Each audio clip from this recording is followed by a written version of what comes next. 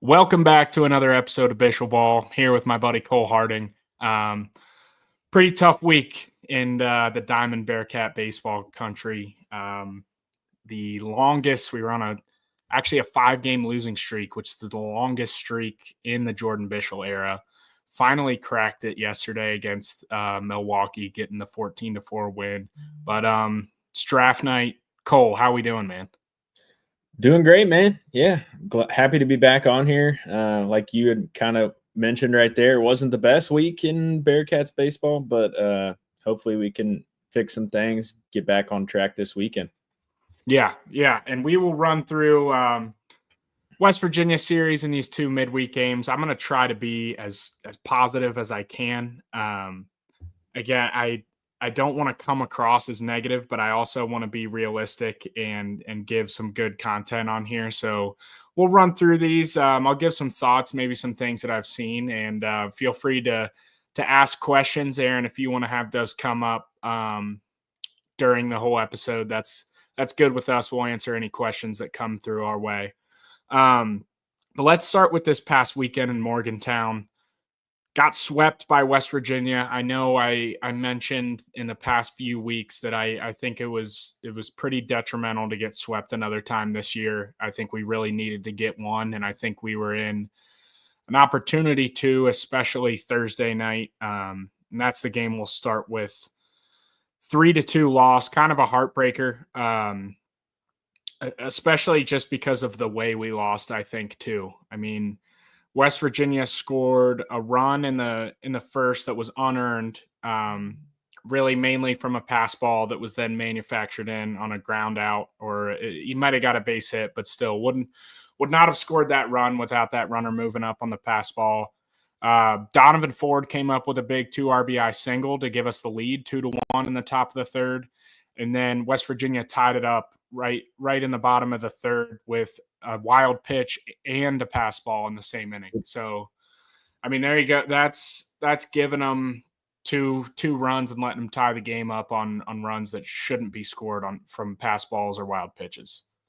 Yeah, I mean, actually, I think if we look back at it, the first run they scored, I believe, reached base on was it a drop third strike is what I thought it was. Yeah, it was. Yeah, and then they stole second or pass ball to get to second, and then a single scored him. So, I mean, yeah, that's just killer, especially when you take the lead or when you give them the lead on the road early with 2 outs and nobody on. That's killer. But yeah, I think it was just some simple mistakes that they're making, stuff that they know what they're doing. They just weren't executing at the time. So, yeah, got to clean those up.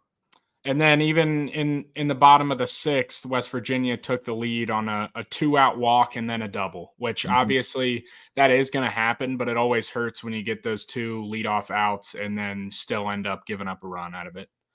One bright spot, which I thought was the bright spot of this game and probably of the weekend, was in the bottom of the 8th when Chase Horst pitched one really good inning and then got himself in a little bit of a trouble. They brought in Adam Buskowski, the freshman, to get out of a bases loaded, no outs jam to keep it at a 3-2 ball game going into the 9th. That was huge. He continues to, as a freshman, come in some of these big spots and really do well. Yeah, I mean, even like just from our experience and like any guys that can go in there and just throw strikes, you always want them out there. I mean, it makes your life as a fielder feel like nothing and easy, and you stay engaged. And I mean, because when you're out there walking, guys, you're out, like your fielders just fall asleep out there, man. I've fell victim to that plenty of times, especially in the outfield. But yeah, I think all you can ask for is really guys to go out there and throw strikes. At the end of the day, if a team's going to go out there and hit the ball around and have 12 hits and beat you like that, it is what it is. But it's the errors that are, I think, just holding us back right now. Yeah, I agree. And then in the top of the 9th, kind of got our hearts broken again. Quentin Coates had a leadoff single. Then Derek Pitts came in to pinch run for him, stole second. Then Loudon Brooks bunted him over to third. So we got a runner on third, 1 out, punch out twice to end the inning. So obviously we're playing play for one game kind of there, just tie it up and go from there. And we failed to execute on a huge situation, which again, I understand it happens. It definitely gets magnified in a situation like this, but I mean, you got to be able to nut up a little bit and just put the ball in play there and get that run in. No, totally. Especially like on the road, it might sound like not as good when I say it here, but like winning one game on the road is really, really big, especially when you take the first one. So I think like that makes it even more detrimental, Yeah. not moving the ball there, getting the run in, especially because that gives you another chance at either taking the lead or winning the game, like in the later innings and extra innings.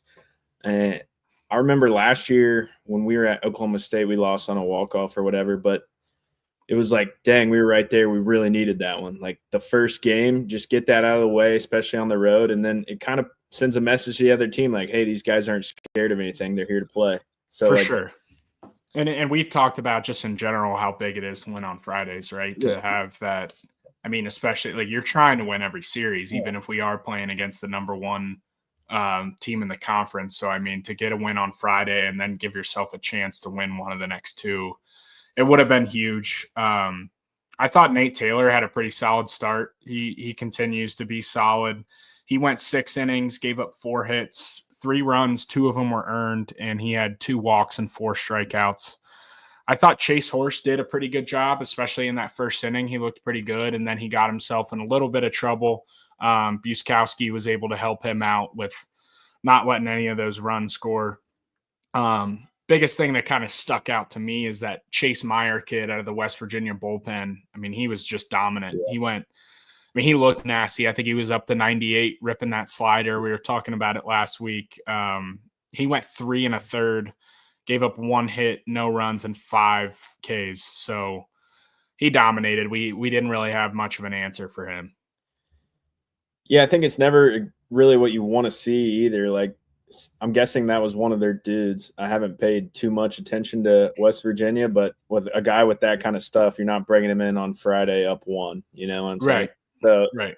I think that was definitely like that's when you got to lock in. You're like, okay, we just got to – that's when you go old school. We got to get one on, we got to get one over, and we got to get one in. And you started 2 there in the 9th. We just couldn't finish it off and get him in there. Yeah, I think that was the most disappointing thing is it just felt like it was the little things that lost us that game. I mean, when you talk about being in the game with the number 1 team in the conference, their RPI now is, I believe, in the top 20. And to think that 2 of those 3 runs were given up on pass balls or errors and that we failed to execute a runner on second with nobody out in the 9th to tie it up. So disappointing. Obviously, it was a great baseball game to watch, and it was fun to watch them compete at that level, but still feel like let that one get away. I don't know. I think it's fun to watch them compete in these games, but then again, now that we are in the Big 12, I'm kind of trying to raise the bar and the expectation a little bit, Yeah, I agree. I mean, it's fun to watch them compete too, but it's more fun to watch them win. So like us being able to set that expectation, kind of like what you were saying there, we're expected to go in here and take at least one game, if not take the series. Like we're going to be right there. We're going to have a chance to take the series. And I don't think they were very close at all this weekend. Yeah. Other than game 1. Yeah. And they had a chance to take a game and didn't happen. So yeah. Moving on to game 2, lost 6-4. This game was not really that close of a game until the late innings when we started scratching and clawing. It was really good to see Jack Natilli back in the lineup. He had a solo homer in the 4th to tie it at 1. So awesome to see him back in there. Glad he's healthy. After 6 innings, it was 6-1 West Virginia. So they were really able to keep us at 1 and put up some runs there. We went into the 9th down 6-2 and scratched across 2 more to get the 6-4 loss. One positive out of that game, Joel Pinheiro had a solid outing out of the bullpen. He went 2 2/3 with 2 hits, 1 run, no walks, and 2 strikeouts. You could see the box score pulled up there. So that was good. I mean, I'll talk about it a little bit later. Good outing out of him. I feel like a lot of these guys, I catch myself saying good outing and then a bad outing, or maybe a good and a bad outing in the same week. So, and we'll talk about that a little bit later after we get through these games. Moving on to game 3, lost 10-5. Again, this game was not really close until they started scratching at the end. One positive, Carson Marsh had a pretty good start. I know he's back in that Sunday role for this weekend. So the one thing about that is we probably won't be using him out of the pen Friday or Saturday. So it'll be interesting in who we go to. He went 3 1/3 innings, gave up 2 hits, 2 earned runs, 0 walks, and 2 strikeouts. So again, not like a fantastic outing, but I think it was pretty good to see him come in there, especially no walks, right? Just filling it up and getting back to what he was doing last year. Pretty sure that would be one of, if not his first start too, as well. Yeah, ever.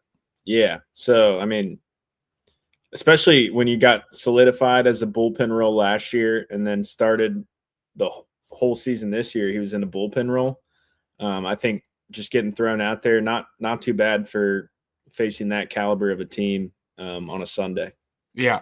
And then we kind of hit the same method as last week, went to Marakic after that, and then the wheels kind of fell off.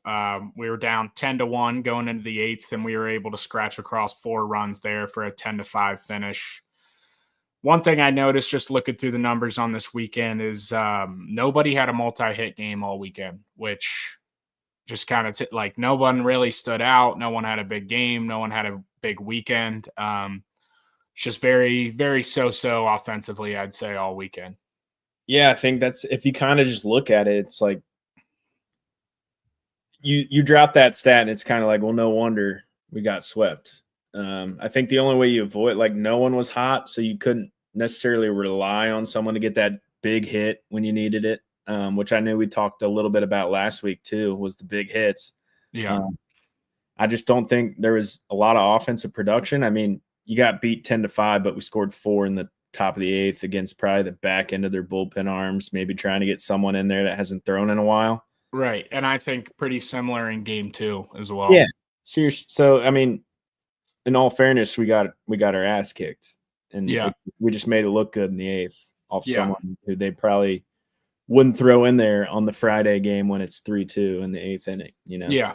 No, I totally agree. And honestly, I mean, holding them to 6 in game 2 and 3 runs in game 1. I mean, the pitching wasn't bad in those first 2 games. Not at all. I mean, you can't, like I said, you really just can't ask for much more. You just got to have the offensive production there, and it just wasn't there this weekend. Yeah. Yeah. All right. Well, let's move on to probably the most disappointing and heartbreaking one of the week and maybe the season. I just hate those guys in Norwood, but lost 15-6 at Hayden Field in Norwood against Xavier. So, I mean, I'll be honest, I wasn't able to really start following this game. I don't have Flow Sports, so I couldn't watch it. I didn't.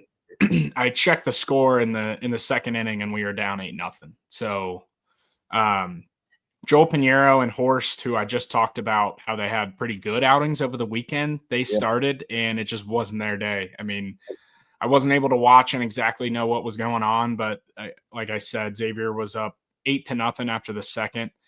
And then they got 7 more runs in the 5th to make it 14-2. So just 3 huge innings, which makes it really hard to come back from. That game ended at 15-6, like I said.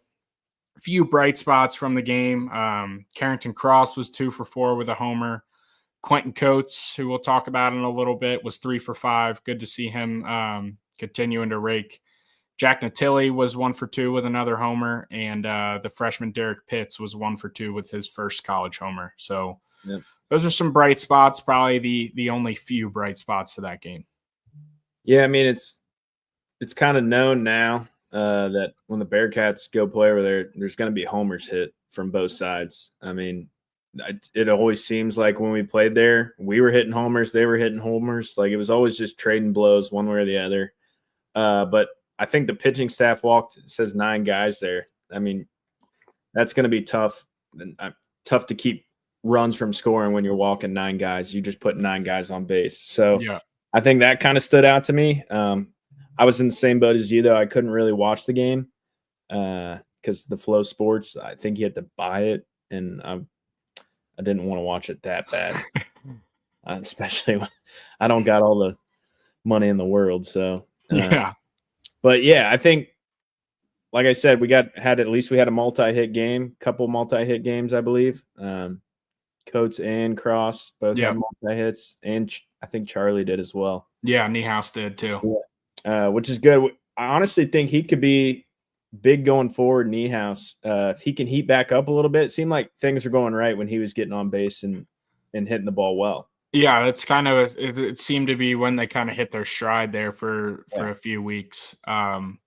But yeah, good thing is like we mentioned earlier, was I jumped on that over 13.5 as soon as that line opened. Yeah. And even though it didn't go our way, that seemed pretty free to me. I mean, hey, a midweek game at Hayden Field with 70 degrees and the sun out. Yeah, I'm taking over anything.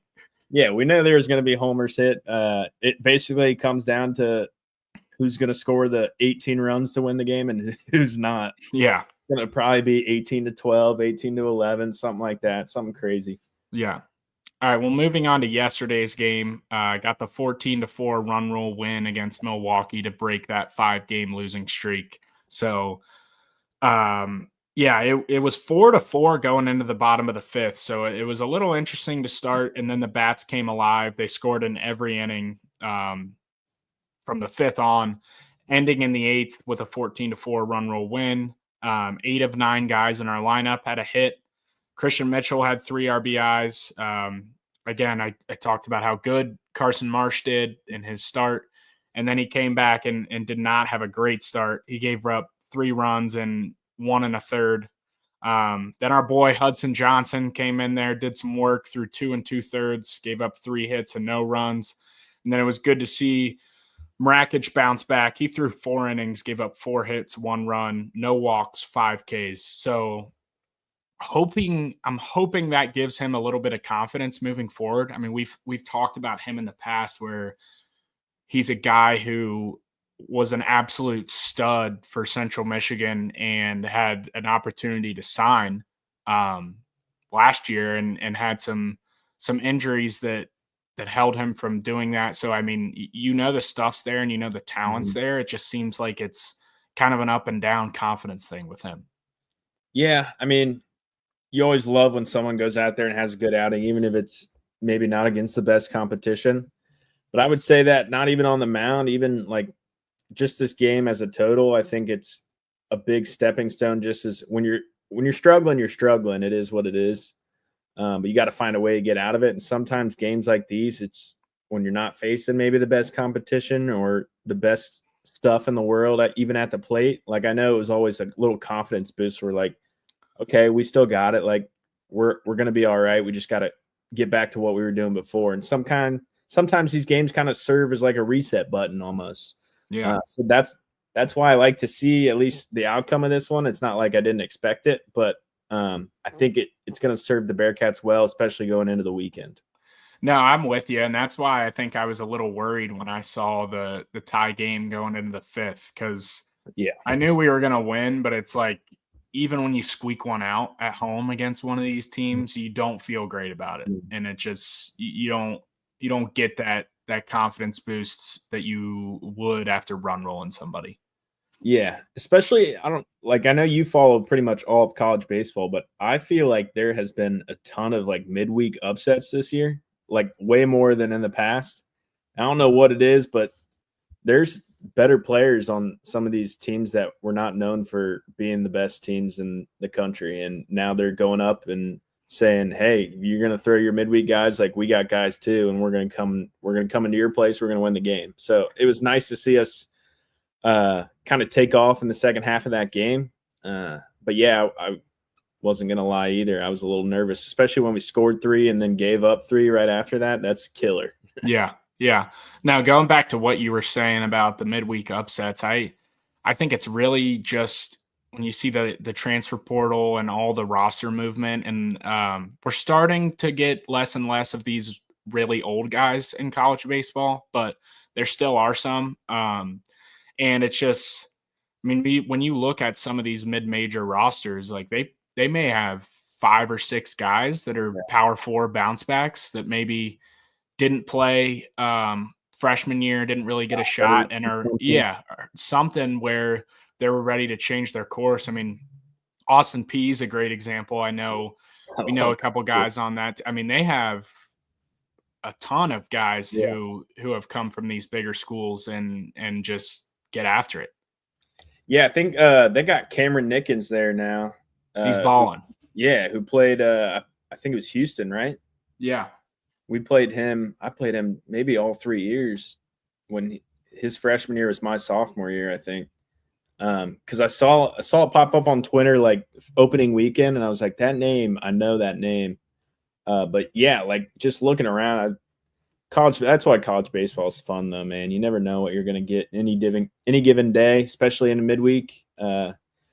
Anyone can run someone out there that is just a buzzsaw, and a lot of the times some of the bigger schools are trying to see what they got in some younger guys, maybe. Yeah. So they run those out there, and then you never know, man. I mean, it's fun stuff to watch, but that's the best. I know. I just feel like there was a lot more this year than I was expecting, or than in years past. And I could be wrong. I never really, when I was playing, I didn't pay a whole lot of attention to all other college baseball teams, but I just felt like there's some teams beating teams. I'm like, how did that happen? I think LSU got run ruled this week. Yeah, they got run ruled by. Never even heard of that school. Yeah, I don't know who, but yeah, it's definitely interesting. You never know what you're gonna get. Yeah. Now talking about the Bearcats, I just got a couple things I want to run through. I think the biggest thing for me, we're at that point where these next few weeks are really going to determine whether this season was a little bit of a disappointment or not. I know, like I said, I've been trying to raise the expectation a little bit. But the biggest, I think it also, after that Duke series win, first weekend of the year, I think everyone got their hopes up a little bit. But the biggest thing for this team, though, has just been inconsistency across the board, really. Because like when they play well, they're good enough to beat just about anybody. Yeah. But I mean, really, outside of when you talk about just pure consistency, outside of Carrington Cross and Nate Taylor, I mean, we haven't really been getting consistency as a team or individually from anybody. Yeah. I mean, I think you could almost throw Natilli in there. I mean, I'll say Natilli and Cal Sefcik have been pretty consistent as well. Because Natilli missed a couple games and then he came back and hit a homer, man. I mean, like that he's feeling something at the plate and he's obviously feeling good. Yeah. But yeah, I would agree with you. I think it's just consistency, and it also helps when I know when you got the same 9 guys rolling out there every day, they get comfortable around each other and stuff. And I get things happen where you have to move guys from here or put guys in here or whatever.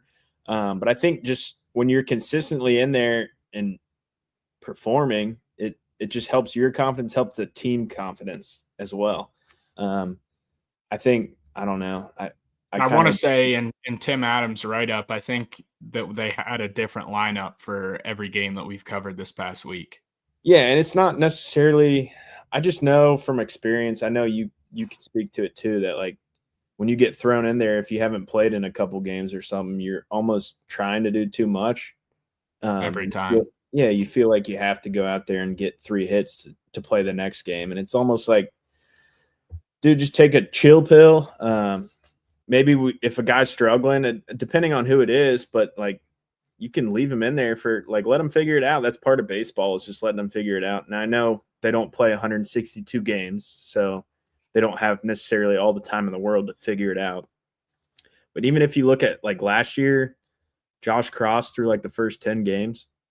It was not. Dude, I'm watching and I literally I was like, gosh, I should have came back for my 5th Yeah, year. I was like, And then about 6 weeks later, I was like, never mind, this guy's the 6 man. weeks later, he had 12 more homers and 40 more RBIs. I was like, all Yeah. right, I'm just gonna shut up. Like, Yeah. not that I was saying he shouldn't play, but I was like, can we give this guy like an off day or something? It seems like he needs like just a break from baseball, like just a day off where he's not overthinking stuff. That's what it seemed like, was he was just overthinking things. But then obviously we saw the year he had and it was unbelievable.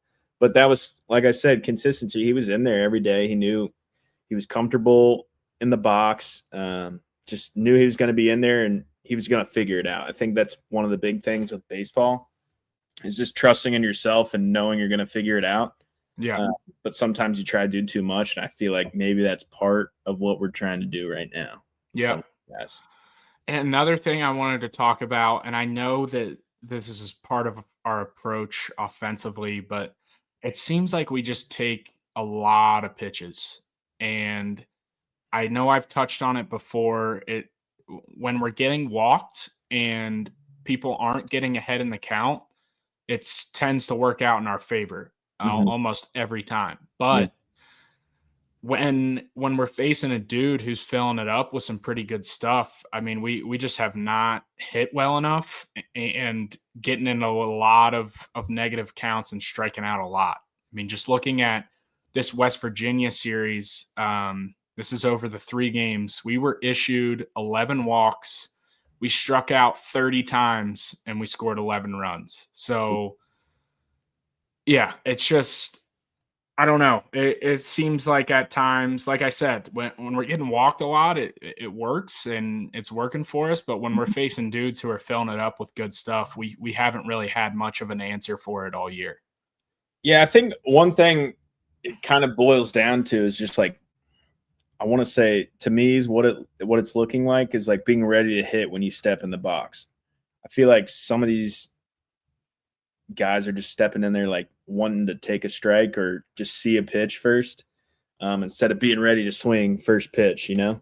Yeah. No, 100%. Yeah, sometimes the first pitch you get is going to be the best one you're going to get all AB. So it's like step in there with the mindset of, I'm going to do damage right away, like first pitch. And then it's yes, yes, yes, no.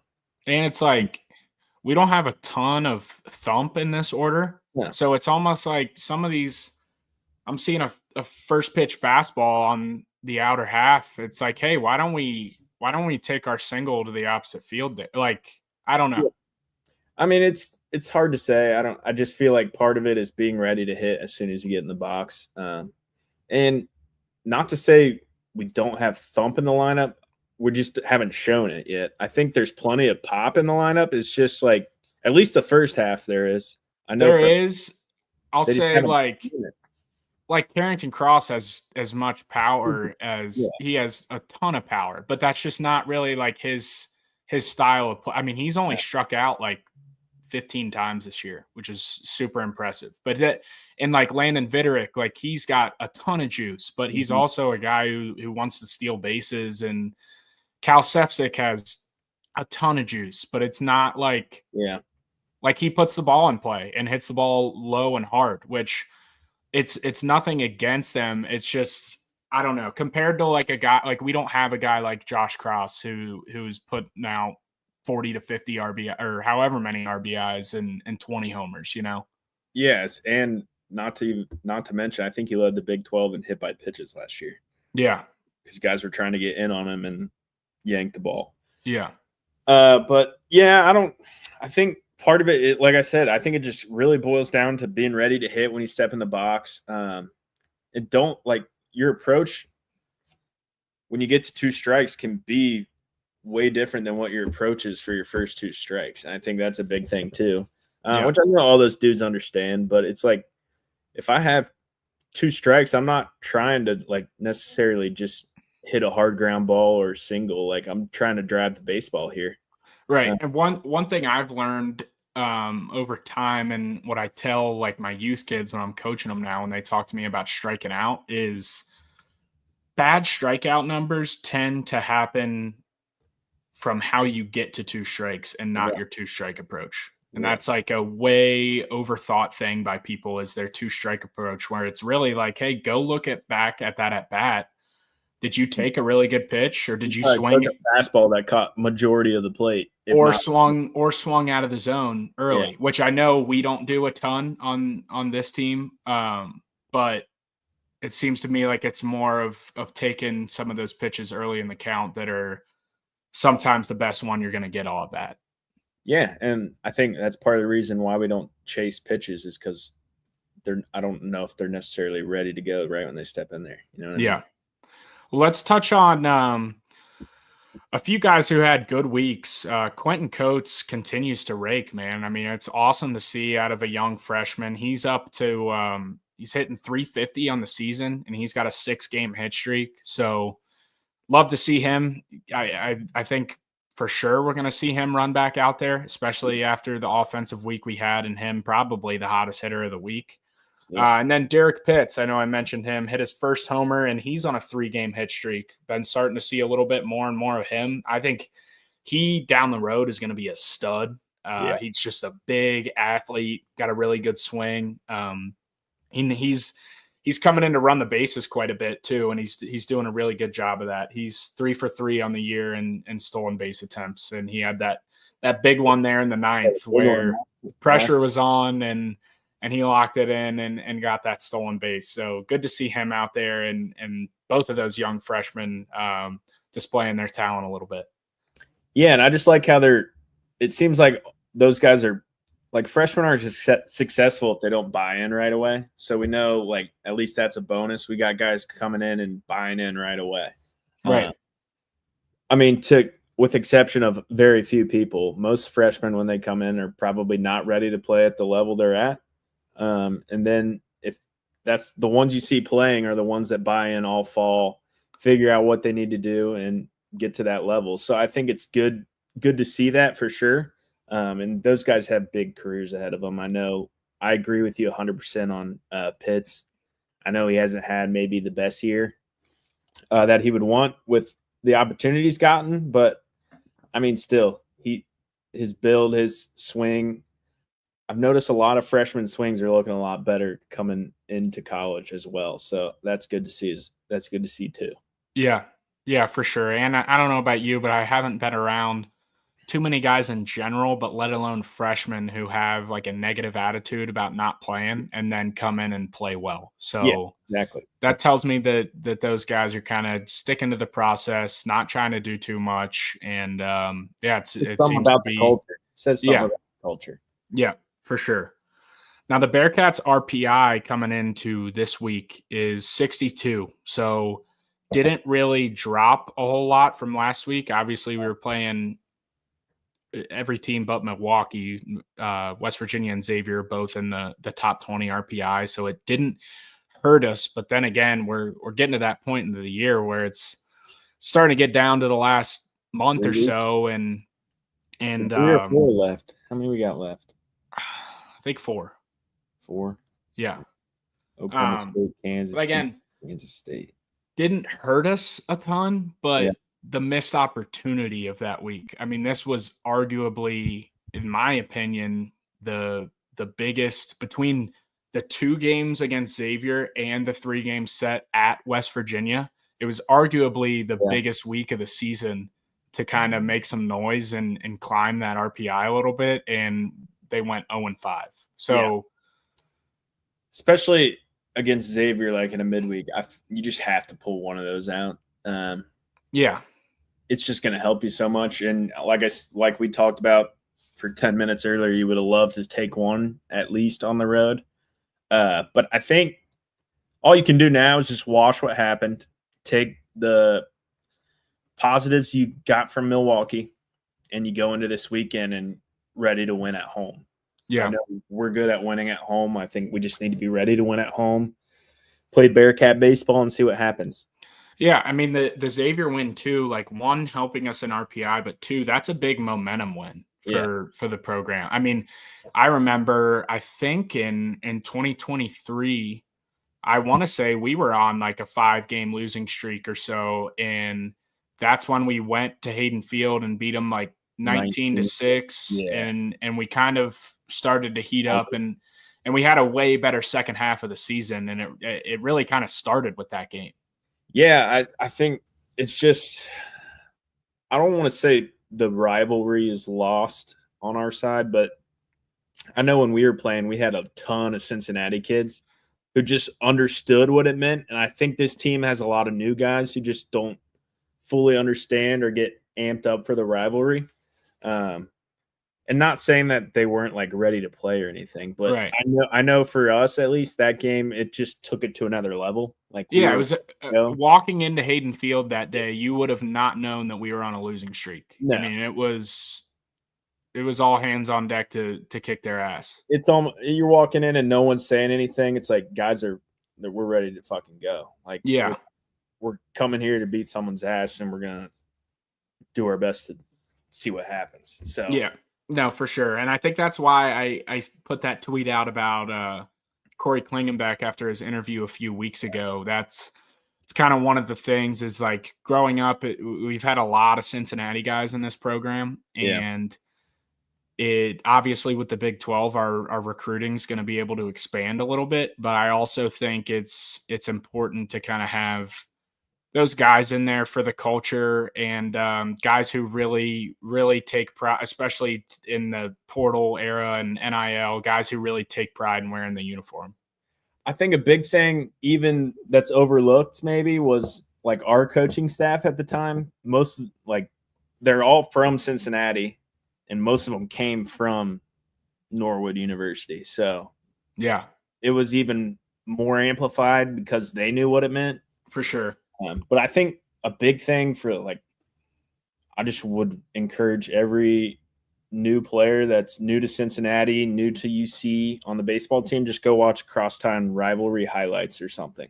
Yeah, go watch like Kenny Freeze getting in fights. Just go like watch the brawls, watch like what it means. Because even if you watch the crosstown shootout this year, it felt like Dylan Mitchell, who was new to Cincinnati, like knew what that rivalry game meant. Yeah. I know it's different on basketball. There's like 11 guys or 15 guys on the team, and most of them had been there. Yeah. Still, they're like, they know what it means. I just would like to see, I feel like it's missing a little bit. So yeah, a little bit of fire in those games. Yeah. All right, let's talk about Oklahoma State a little bit. Coming to Clifton this weekend. They're a really interesting team, man. They were the preseason favorite to win the Big 12 and had a really rough start. And they've been starting to turn it around as of late. They're they're 18-9, or there's no way that's right overall. They probably have. Anyway, they're overall 18-19. That's what it is. Missed a 1 in there. They're 6-9 in conference.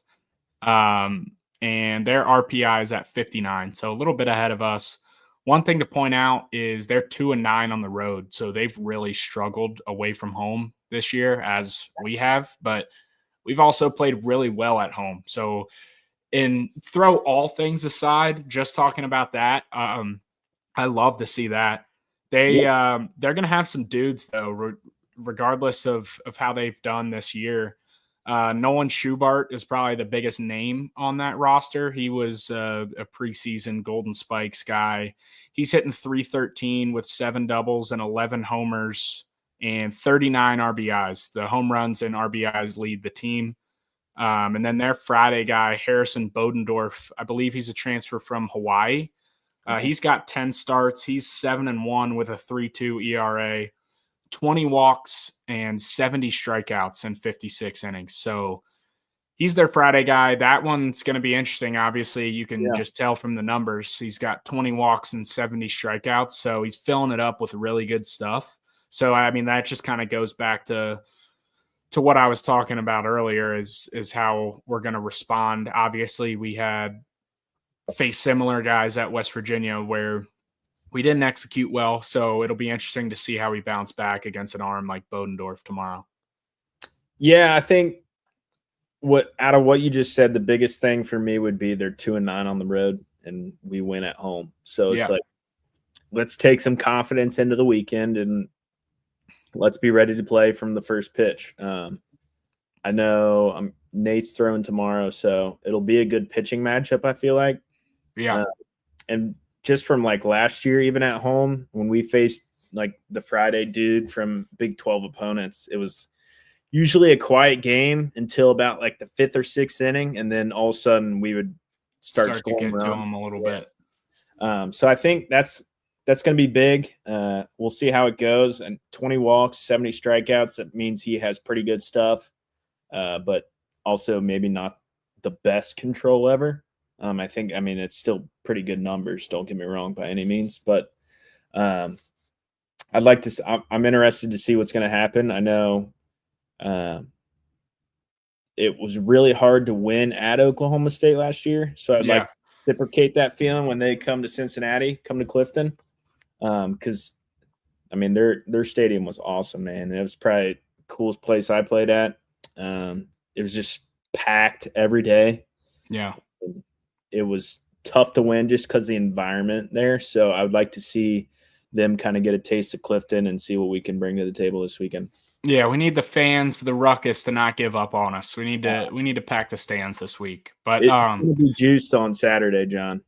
We got alumni day on Saturday. Hell yeah. Let's go. We know a bunch of us are going to show up. I already got my tickets. We'll be there. We'll be good. That's a good sign. Yeah. But talking about as far as getting an at-large bid, I talked about how big this past week was for us. I think we just put ourselves in a really tough spot. I mean, we have Oklahoma State, Kansas State, and TCU left. Yeah. And those are all towards the top of the conference. TCU. Yeah, at TCU and at Kansas. So, I mean, honestly, if I'm being real, I think at this point we have to win every series. You're going to have to win every series, and I feel like you're going to have to sweep one at home. Maybe toss a sweep in there. Yeah. You're going to have to sweep one at home probably. Unless they were to make if there's no sweep, I think we got to win a few games in the Big 12 tournament against some of the better teams. You're going to have to – you'll probably be in a similar spot. Let's say we win every series, no sweep. You'll be in a similar spot, I think, as we were last year, where it was kind of like we got to win 2 games, especially the first game. You have a pretty good chance of probably playing someone who's higher than you in RPI. Yep. And this year's, I think, is different because there's more teams and it's single elimination. So we don't have the opportunity. Like last year, we lost game 1, but we bounced back game 2. We could have bounced back and won game 3, but didn't work out that way. But I think it is single elimination this year. Single elimination. It's more teams. I think it's instead of 8, it's 10. Gotcha. I think that's right because we gained 2. It makes sense because I think they're still leaving out 2. Yeah. Or maybe I don't even know but I know it's single elimination. I've heard that. So yeah, it'll be even bigger heading down there to Arlington. But yeah, I think I agree with you. We got to, I mean, at this point, you're just trying to win games. Like, yeah, not that they weren't trying to win games the past week and a half, but you got to find a way to win now. What you got to do. Yeah. All right. Well, that is going to wrap up this week's episode of Bischel Ball. As always, if you don't follow my college baseball coverage, follow the Road to Omaha podcast. We're on Instagram, Twitter, TikTok, and YouTube. So make sure to go check that out. I do player interviews, coach interviews. I'll make some videos when I get to go to games, and then also post picks. If you're into gambling and you want to gamble on some college baseball, you can give me a follow and I'll post some picks.